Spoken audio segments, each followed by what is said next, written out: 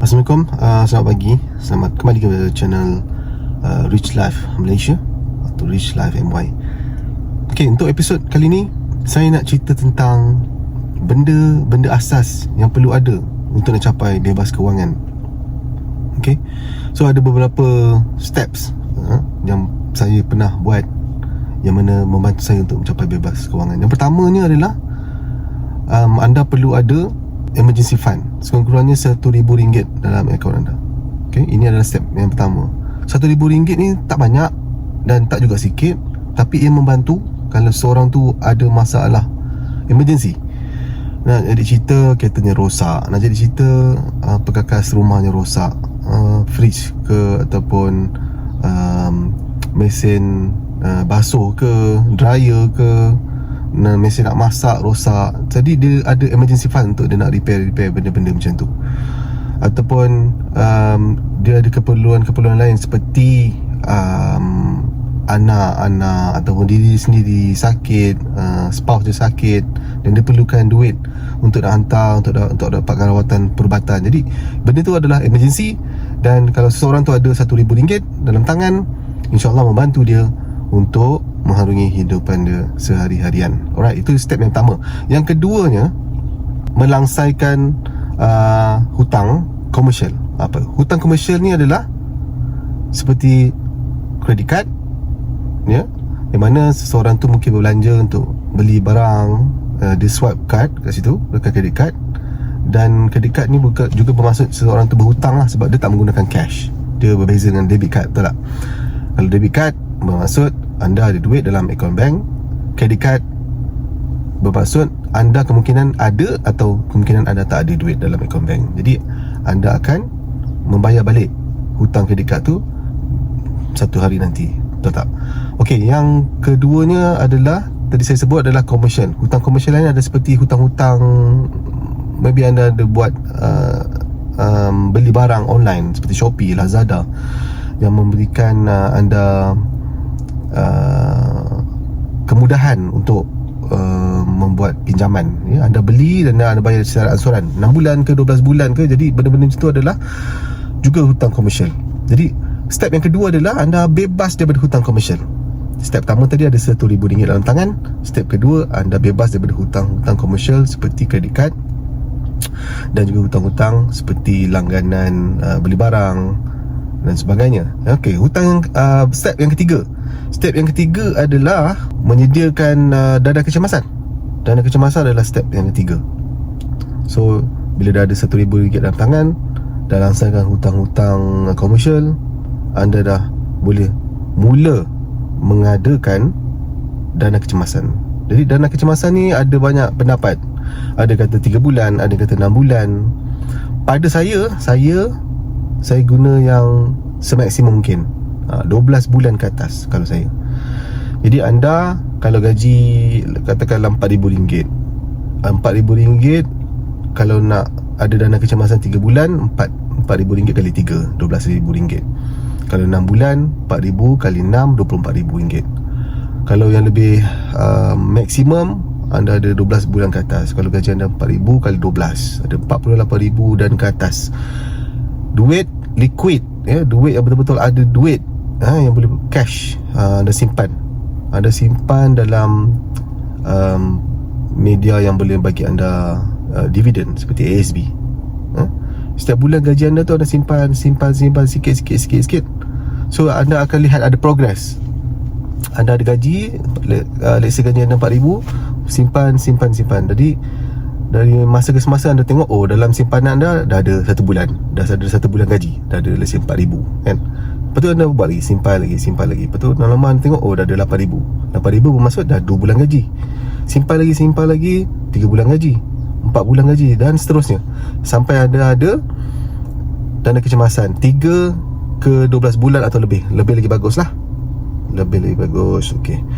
Okey, itu step yang ketiga. Step yang keempat, untuk mencapai bebas kewangan ni, apa yang saya buat?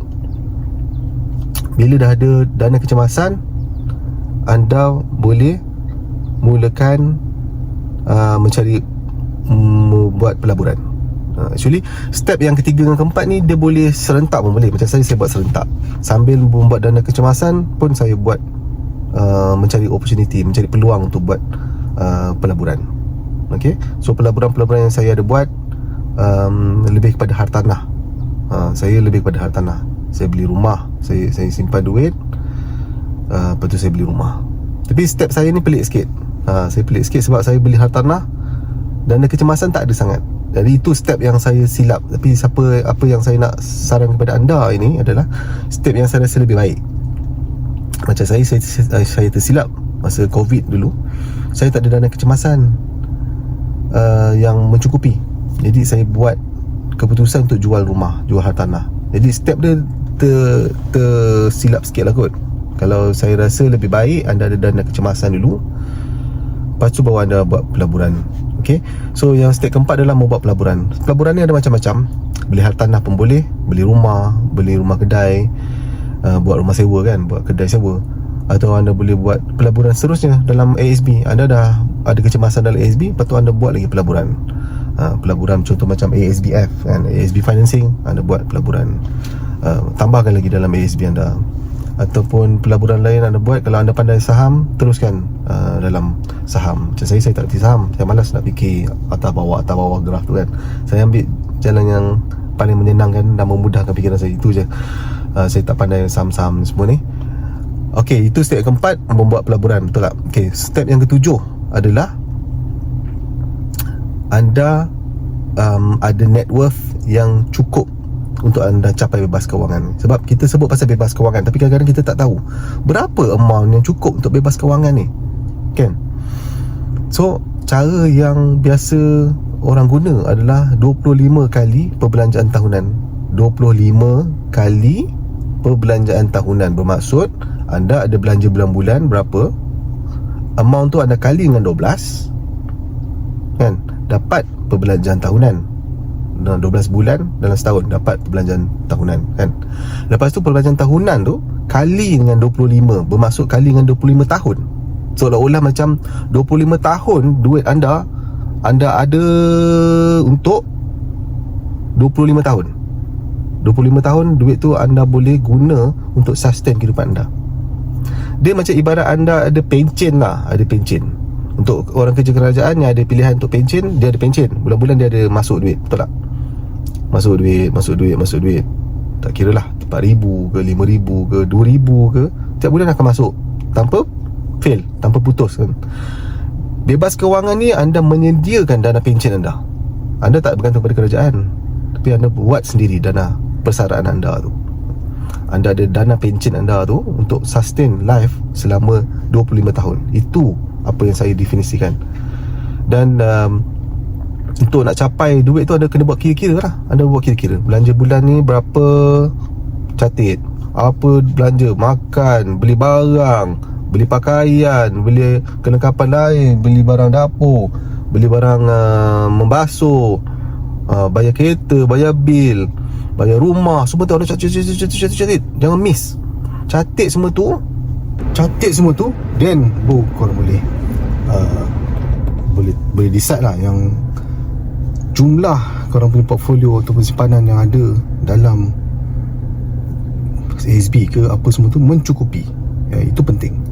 Sebab kalau korang tak tahu berapa jumlah yang perlu, macam mana anda semua nak plan berapa yang anda perlu simpan dan perlu kembangkan? Itu jadi masalah kalau anda tak tahu berapa nombor anda. Yang penting adalah anda kena tahu nombor anda. Buat kira-kira dan pastikan nombor yang anda buat tu adalah dah termasuk kemungkinan-kemungkinan yang akan datang. Contoh, kemungkinan untuk anda nak buat pembiayaan untuk anak-anak masuk universiti, dah masuk pembiayaan untuk anda punya insurans. Itu semua anda kena buat kira-kira.